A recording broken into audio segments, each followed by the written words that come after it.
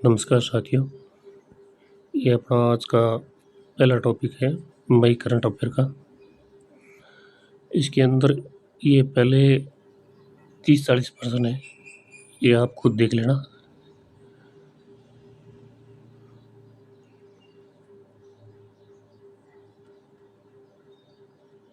और इसके अंदर जो जो मैंने लगा रखा है ना, उस पर ज़्यादा ध्यान देना है आपको।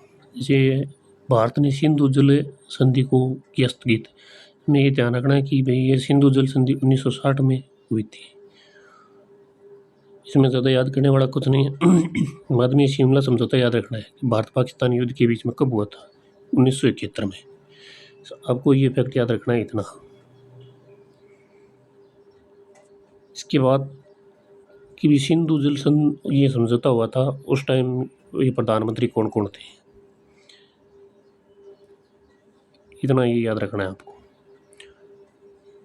कितना पानी किस नदी का भारत को मिलता है, कितना पानी किस नदी का पाकिस्तान को मिलता है, ये मेन फैक्ट है। ये ज़्यादा पूछते हैं पेपर के अंदर।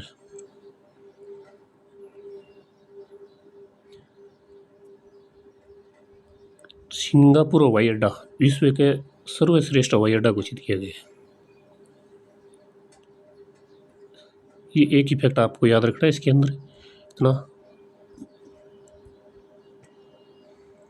लगातार 13वीं बार सर्वश्रेष्ठ हवाई अड्डे का खिताब मिला इनको, जिसके अंदर भारत के 4 हवाई अड्डे शामिल हैं 100 हवाई अड्डों के अंदर।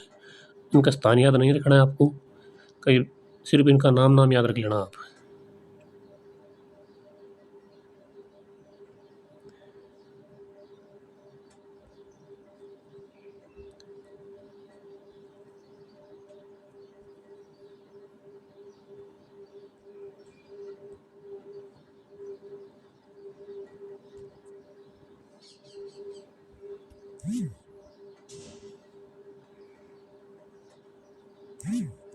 तो ये याद रखना है आपको, नई दिल्ली अंतर्राष्ट्रीय हवाई अड्डा। एक ये रखना है आपको कैंपगोड़ा अंतर्राष्ट्रीय हवाई अड्डे वाला। एक राजीव गांधी अंतर्राष्ट्रीय हवाई अड्डा याद रखना है आपको, ये याद रखना है। एक मुंबई छत्रपति शिवाजी वाला। इन चारों के नाम याद रखना है, नाम याद रख लेना। ज़्यादातर नाम ही पूछेगा पेपर के अंदर।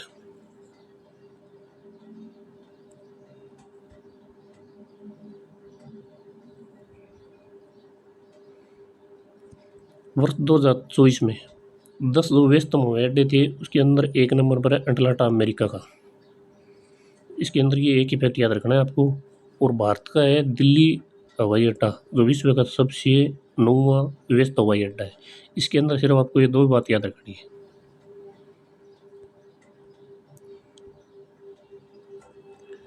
यूनेस्को ने घोषित की 16 नए वैश्विक भूपारक।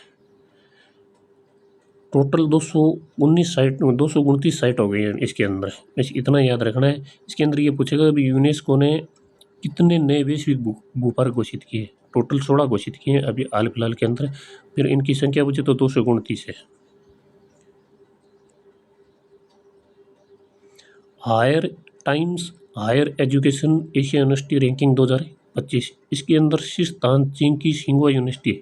इसके अंदर आपको ये एक ही नाम याद रखना है। और भारत की स्थिति पूछे तो भारतीय विज्ञान संस्था बेंगलुरु है, और भारत का सर्वोच्च रैंक वाला संस्थान है। एशिया में 38वां स्थान मिला है। इसके अलावा आपको इसके अंदर और कुछ नहीं देखना है, बस इतना ही है। फिर ये है कि प्रधानमंत्री नरेंद्र मोदी की थाईलैंड और श्रीलंका यात्रा। इसके अंदर आपको ये याद रखना है कि थाईलैंड सरकार द्वारा 18वीं शताब्दी की रामायण म्यूर पेंटिंग पर आधारित एक विशेष डाक टिकट जारी किया गया है। आपको क्वेश्चन इस तरह पूछा कि 18वीं शताब्दी की रामायण म्यूरल पेंटिंग पर आधारित एक विशेष डाक टिकट इनमें से किसने जारी किया है? थाईलैंड सरकार ने।